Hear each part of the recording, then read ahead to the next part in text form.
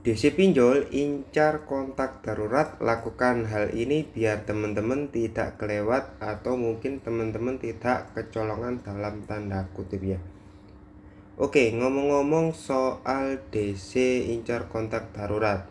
Kontak darurat itu menjadi salah satu gerbang pertama ya yang akan dituju oleh para penagih itu.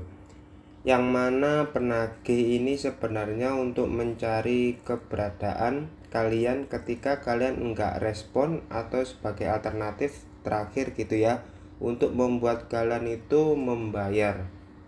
Nah, kalau kalian ketemu DC yang baik, yang taat akan aturan, yang tidak jadi masalah ya, kontak darurat hanya akan dihubungi seperti biasa, tidak akan berupaya untuk melakukan penagihan-penagihan dengan marah-marah dan enggak akan mengganggu seperti itu tuh enggak ya.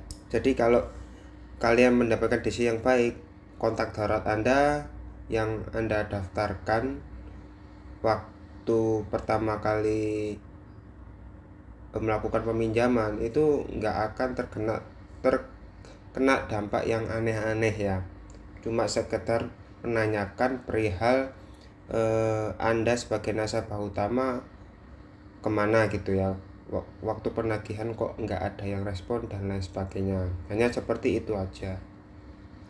Tapi kalau kalian apesnya ketemu oknum DC yang tidak bertanggung jawab, yang ujung-ujungnya teman-teman akan yang yang diincar gitu ya, teman-teman akan diberikan kesusahan gitu ya, diberikan keribetan yang kayak kontak darurat ini ditagih terus menerus, padahal sebenarnya kontak darurat itu kan tidak boleh ditagih ya secara peraturan undang-undang.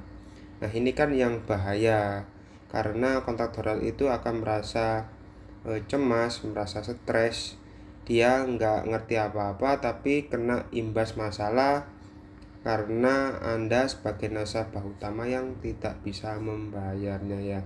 Nah, apa solusi kedepannya dan bagaimana yang harus dilakukan? Jawabannya cuma satu ya teman-teman.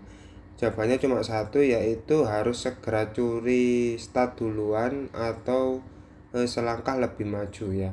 Kalian harus menghubungi kontak darurat kalian, jelaskan bahwa kalian terkena musibah, kalian tidak bisa membayar, tapi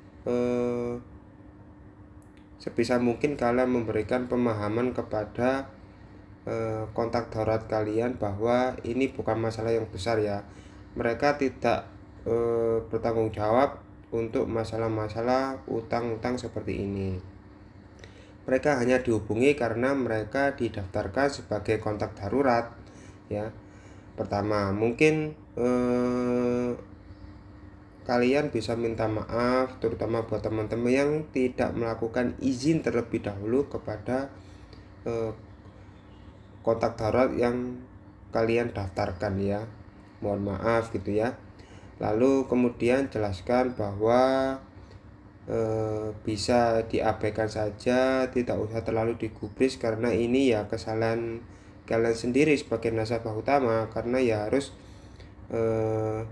harusnya mereka tidak akan terkena dampak apapun ya sebagai orang yang kalian daftarkan sebagai kontak darurat. Oke, karena memang secara undang-undang kontak darurat itu ya sekedar kontak darurat, bukan untuk tempat penagihan dan tidak akan terkena imbas apapun ya. Jadi mungkin itu aja yang jadi teman-teman harus mulai untuk untuk proaktif gitu ya, untuk menjelaskan kepada kontak darurat kalian, karena ya memang itu jalan satu-satunya membuat mereka lebih tenang, lebih nyaman, dan ya mungkin mereka bisa mengabaikan itu semua ya, kontak-kontak yang mereka hubungi yang mengatasnamakan pinjol ya, dan mencari kalian gitu ya. Jadi itu adalah hak dari kontak darurat, mau dia balas, mau dia respon, mau dia nggak respon, itu kontak darurat tidak ada urusannya, karena urusan masalah hutang piutang adalah antara kalian dengan si pinjolnya ya, bukan dengan kontak daruratnya ya. Jadi sebisa mungkin kasih pemahaman ke kontak darurat kalian, atau mungkin lain kali kalian bisa minta tolong orang yang benar-benar mau membantu kalian, mau menjadikan mereka untuk menjadi kontak darurat kalian ya. Jadi kalau semisal ada apa-apa kedepannya, kontak darurat kalian bisa membantu kalian ya. Jadi seperti itu ya.